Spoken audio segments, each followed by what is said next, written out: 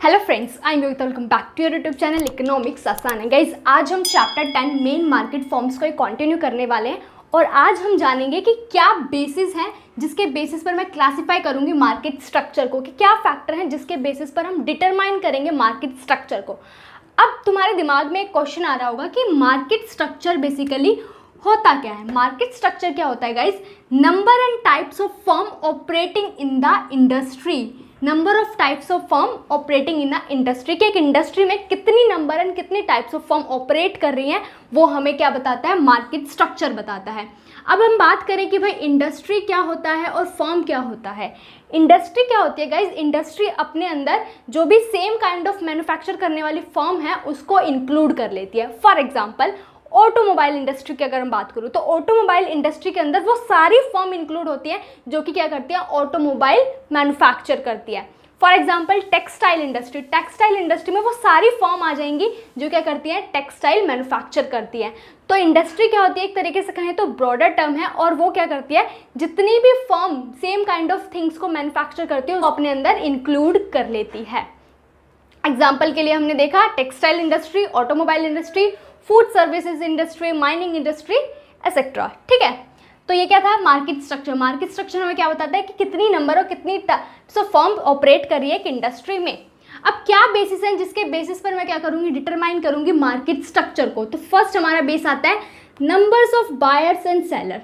Numbers of buyers and seller, एक market में numbers of buyers and seller affect करते हैं एक प्राइस को। फॉर एग्जाम्पल, अगर large number of buyers and seller है एक मार्केट में तो वो प्राइस को इन्फ्लुएंस करेंगे। एग्जाम्पल के थ्रू इसको समझते हैं। मान लो तुम मार्केट में शर्ट खरीदने गए हो, ठीक है, तुम्हें एक शर्ट खरीदनी थी, बट तुम्हें देखा होगा कि मान लो तुम्हारे साथ तुम्हारे कजन्स भी गए हैं और वो भी कहें कि भाई हमें भी शर्ट खरीदनी है। तो जब तुम कहोगे कि भाई शॉपकीपर को कि भाई हम 5 लोग हैं, हम पांचों को शर्ट खरीदनी है, तो वो प्राइस क्या कर देगा? कम कर देगा। Large number of buyers affect करते हैं, इन्फ्लुएंस करते हैं प्राइस को। बट अगर सिंगल तुम कहोगे कि भाई मेरे को एक शर्ट खरीदनी है, प्राइस थोड़ा कम कर लो, तो वो शायद वो प्राइस कम ना करे। ठीक है, तो अगर लार्ज नंबर ऑफ बायर्स होते हैं मार्केट में तो वो इन्फ्लुएंस करते हैं प्राइस को। ऐसे ही सेम अगर बात करूँ, लार्ज नंबर ऑफ सेलर्स होंगे वो भी इन्फ्लुएंस करेंगे प्राइस को। कैसे? फॉर एग्जाम्पल के लिए एक मार्केट में जो है शर्ट सेल करने वाले बहुत सारे सेलर है, तो वो क्या करेंगे भाई? आपस में प्राइस डिसाइड करेंगे और एक प्राइस डिसाइड करके सेल कर देंगे उसको। ठीक है, बट अगर जब हम बात करते हैं कि फ्यू नंबर ऑफ सेलर्स या फ्यू नंबर्स ऑफ बायर्स, उससे प्राइस पर कोई इम्पैक्ट नहीं पड़ता। कि बहुत सारे सेलर्स हैं, ठीक है, जो शर्ट सेल कर रहे हैं, वो मान लो 500 रुपीज़ की एक शर्ट सेल कर रहे हैं, बट उनमें से सिंगल जो एक सेलर है वो क्या कर रहा है? 600 रुपीज़ की शर्ट सेल कर रहा है, तो उससे प्राइस पर कोई इम्पैक्ट नहीं पड़ेगा। क्योंकि हमारे कंज्यूमर भाई क्या होते हैं? रैशनल होते हैं। वो हमेशा क्या करेंगे भाई? जहाँ पर उनको चीपर रेट पर क्वालिटी गुड्स और उसका जो यूटिलिटी है सेटिस्फाई हो जाएगी, वहाँ पर जाके क्या करेगा भाई? चेज करेगा, बाय करेगा। ठीक है, तो वो 500 वाले सेलर के पास जाएगा, ना कि 600 वाले। तो जो सिंगल सेलर होता है वो इन्फ्लुएंस नहीं कर पाता है प्राइस को। ऐसे ही सिंगल बायर भी इन्फ्लुएंस नहीं कर पाता है प्राइस को। बट अगर हम बात करें कि पूरे मार्केट में सिर्फ एक ही सेलर है, फॉर एग्जाम्पल के लिए पूरी मार्केट में सिर्फ एक ही पिज्ज़ा सेल करने वाला बंदा है, तो वो इन्फ्लुएंस करेगा प्राइस को। क्यों? क्योंकि भाई वो अकेला सेलर है पूरी मार्केट में, तो वो अपनी मन मर्जी का हाई प्राइस डिसाइड करेगा और लोगों को खरीदना भी पड़ेगा। क्यों? क्योंकि भाई पूरी मार्केट में क्या है? सिर्फ एक ही सेलर है। तो number of buyers and seller क्या करते हैं? इन्फ्लुएंस करते हैं प्राइस पे। अगर large number of buyers and seller होंगे तो इन्फ्लुएंस होगा प्राइस, बट अगर few numbers of buyers and seller होंगे तो प्राइस पे इतना इन्फ्लुएंस नहीं पड़ता है। बट अगर एक सिंगल फॉर्म है पूरी मार्केट में ही, तो हमारा जो प्राइस है वो हाई चार्ज कर सकता है, वो अपने अकॉर्डिंग प्राइस को चेंज कर सकता है। देन बात करें nature of the commodity. Commodity के नेचर पर भी डिपेंड करता है। कॉमोडिटी का नेचर कैसा है? अगर मान लो होमोजीनियस है।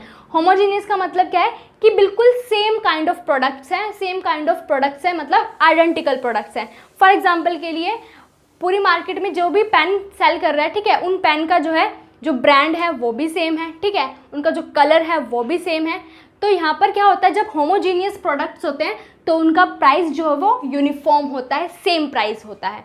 देन बात करें हेट्रोजीनियस। हेट्रोजीनियस नेम से ही समझ में आ रहा है कि डिफरेंट है, प्रोडक्ट्स क्या हैं? डिफरेंट है। फॉर एग्जाम्पल के लिए बात करूँ पेन की ही, तो यहाँ पर क्या है, पेन डिफरेंट डिफरेंट ब्रांड्स के बिक रहे हैं मान लो मार्केट में। फॉर एग्जाम्पल रेनॉल्ड हो गया, सेलो हो गया, फोर्ट हो गया, ट्राइमेक्स हो गया।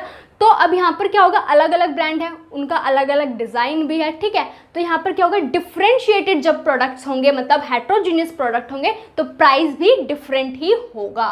देन बात करें नो क्लोज सब्सिट्यूट, अगर किसी कमोडिटी का कोई सब्सिट्यूट ही नहीं है, फॉर एग्जाम्पल के लिए अगर मैं बात करूँ रेलवे का कोई क्लोज सब्सिट्यूट नहीं है, तो यहाँ पर क्या होगा, जब भी किसी प्रोडक्ट का क्लोज सब्सिट्यूट नहीं होता तो वहाँ पर सेलर हाई प्राइजेस चार्ज कर सकता है, ठीक है। तो अगर कमोडिटी होमोजीनियस है तो यूनिफॉर्म प्राइस होगा, हेट्रोजीनियस है तो डिफरेंट प्राइस होगा, और क्लोज सब्सिट्यूट नहीं है तो फिर हाई प्राइजेस चार्ज कर सकता है सेलर। देन बात करें freedom of movements of firm, मतलब फर्म्स को फ्रीडम है कि वो कभी भी मार्केट में एंटर कर सकती है, कभी भी एग्जिट कर सकती है। अगर फर्म को फ्रीडम है तो प्राइस हमेशा क्या रहेगा, यूनिफॉर्म रहेगा। क्यों रहेगा, क्योंकि लोगों को डर रहेगा कंपटीशन का। फॉर एग्जांपल के लिए अगर हम बात करूं, फ्रीडम है, ठीक है, कोई भी न्यू फर्म एंटर कर सकती है, कोई भी ओल्ड फर्म एग्जिट कर सकती है। तो लोगों को क्या रहेगा कि भाई न्यू फर्म कोई भी एंटर कर सकती है इजीली, तो लोगों को डर रहेगा किसका, कंपटीशन का, ठीक है। तो इसलिए वो क्या करेंगे, यूनिफॉर्म प्राइस रखेंगे ताकि वो एग्जिस्ट कर सके मार्केट में, ठीक है। तो जब भी फ्रीडम मिलेगी फर्म को तो यूनिफॉर्म प्राइस होगा। बट अगर कुछ रेस्ट्रिक्शंस हैं, फॉर एग्जाम्पल के लिए अब मार्केट में एंटर करना है तो कुछ भाई लीगल वर्क करना है, कुछ रेस्ट्रिक्शंस हैं एंट्री करने की भी और एग्जिट करने की भी। तो यहाँ पर क्या है, फर्म को कोई फियर नहीं है कंपटीशन का, क्योंकि उसको पता है भाई न्यू फर्म आने में उसको बहुत सारे रेस्ट्रिक्शंस हैं। तो यहाँ पर क्या है भाई, उसको फियर नहीं है कंपटीशन का, तो यहाँ पर डिफरेंट प्राइजेस फर्म चार्ज कर सकती है, ठीक है। तो अगर फ्रीडम होगी तो यूनिफॉर्म प्राइस होगा, और अगर रेस्ट्रिक्शन होगी तो डिफरेंट प्राइस हो सकता है। देन बात करें नॉलेज ऑफ मार्केट कंडीशन, कि अगर बायर एंड सेलर को नॉलेज है मार्केट कंडीशन की तो यूनिफॉर्म प्राइस होगा, तो अगर नॉलेज नहीं है मार्केट कंडीशन की तो डिफरेंट प्राइजेस चार्ज करेगा सेलर, ठीक है। फॉर एग्जाम्पल के लिए हम समझते हैं, फॉर एग्जाम्पल के लिए मार्केट में एक जीन्स का जो प्राइस है वो 1000 रुपीज़ है, ठीक है। अब हमें तो पता है भाई 1000 रुपीज़ प्राइस है, मान लो कोई फॉरेनर आया, उसे नहीं नॉलेज है कि मार्केट में क्या प्रिवेलिंग प्राइस चल रहा है, तो वो पूछेगा भाई सेलर से कि भाई कितने किया। अब सेलर को भी पता है भाई उसको परफेक्ट नॉलेज नहीं है, तो वो क्या करेगा, हाई प्राइस चार्ज करेगा। वो कहेगा भाई 2000 रुपीज़ की जीन्स है, और वो फॉरेनर खरीद लेगा, ठीक है, हाई प्राइस पर भी खरीद लेगा। क्यों, क्योंकि उसको परफेक्ट नॉलेज नहीं है। तो अगर परफेक्ट नॉलेज नहीं है तो सेलर हाई प्राइसेस चार्ज कर लेता है। बट अगर मैं बात करूँ, मेरे को नॉलेज है, मेरे को पता है 1000 रुपीज़ की वो जीन्स मिलती है, तो अगर मेरे से सेलर चार्ज करता है 2000 रुपीज़, मैं उसको बोलूँगी भाई 1000 रुपीज़ की मिल रही है, तो यहाँ पर क्या है, मेरे को परफेक्ट नॉलेज है, वो मुझसे हाई प्राइस चार्ज नहीं कर पाएगा। क्यों, क्योंकि मुझे परफेक्ट नॉलेज है। तो जब परफेक्ट नॉलेज होती है तो प्राइस स्टेबल रहता है, और अगर परफेक्ट नॉलेज नहीं है तो वो इन्फ्लुएंस करता है। देन बात करते हैं हम mobility of goods and factors of production. अगर मोबिलिटी है गुड्स की और फैक्टर्स ऑफ प्रोडक्शन, मोबिलिटी का मतलब है कि मूव कर सकते हैं, कि फैक्टर्स ऑफ प्रोडक्शन या गुड्स की बात करें वो one place to another place move कर सकते हैं। अगर मूव कर सकते हैं तो यूनिफॉर्म प्राइस होगा, ठीक है। और अगर वो मूव नहीं कर सकते, ठीक है, अगर वो मूव नहीं कर सकते, मोबिलिटी नहीं है, तो क्या होगा, डिफरेंट प्राइस होगा। तो बात करें फैक्टर्स ऑफ प्रोडक्शन, मूव नहीं कर पाएंगे वन प्लेस टू अनदर, तो क्या होगा, मेरी कुछ कॉस्ट लगेगी, ठीक है, कॉस्ट ऑफ प्रोडक्शन इंक्रीज होगी, तो ऑब्वियसली मैं हाई प्राइस भी चार्ज करूंगी, ठीक है, तो डिफरेंस होगा। तो अगर हम बात करें मोबिलिटी है, वन प्लेस टू अनदर हम ले जा सकते हैं फैक्टर्स ऑफ प्रोडक्शन को, तो यूनिफॉर्म प्राइस, स्टेबल प्राइस रहता है। अगर मोबिलिटी नहीं है तो फिर डिफरेंशिएट रहेगा। तो गाइस ये कहते हैं बेसिस से, फैक्टर्स से, जिसके बेसिस पर हम क्या कर सकते हैं, डिटरमाइन कर सकते हैं, क्लासिफाई कर सकते हैं किसको, मार्केट स्ट्रक्चर को। मार्केट स्ट्रक्चर क्या, कि कितनी number and types of firm है एक इंडस्ट्री में, ठीक है। इंडस्ट्री क्या करती है, कंसिस्ट करती है वो सारी नंबर्स ऑफ फर्म जो कि सेम काइंड ऑफ थिंग्स का प्रोडक्शन करती है, ठीक है। तो हमने कुछ फैक्टर्स देखे जिसके थ्रू हम क्या कर सकते हैं, डिटरमाइन करते हैं मार्केट स्ट्रक्चर को। तो इनके बेसिस पर हमने क्या करा है, forms of market structure define करें, क्लासिफाई करें। क्या है हमारे, perfect competition and imperfect competition, ठीक है। इम्परफेक्ट कंपटीशन में हम मोनोपोली, मोनोपोलिस्टिक और ओलिगोपोली के बारे में पढ़ेंगे, ठीक है। नेक्स्ट क्लास में हम फॉर्म्स ऑफ मार्केट स्ट्रक्चर को स्टार्ट करेंगे परफेक्ट कंपटीशन से, देन फिर इम्परफेक्ट कंपटीशन में मोनोपोली, मोनोपोलिस्टिक और ओलिगोपोली को डिटेल में पढ़ेंगे। सो गाइज आज के लिए इतना ही, मिलते हैं नेक्स्ट क्लास में। Thank you.